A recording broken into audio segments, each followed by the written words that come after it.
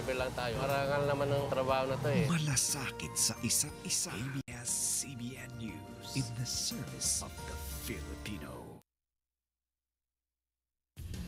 Kapamilya, kung kanina nagsimula na ang bilangan para sa laban sa pagkasenador sa halalan 2019, bigla namang nagkaroon ngayon ng aberya.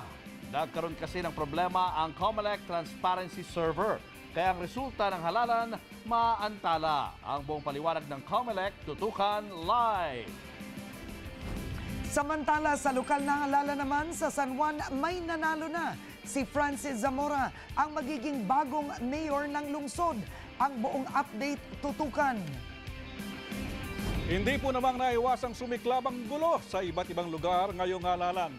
May mga nagsuntukan sa Marawi, Lanao del Sur at Abra, habang may mga sumabog din sa Lanao del Sur, Cotabato at Maguindanao. Sa gitna po ng mga gulo, payapa pa rin ba ang assessment ng COMELEC at PNP? At reklamo ng mga botante, pumalyang vote counting machines, ibang kandidato sa voter receipt at iba pang sumbong tutukan.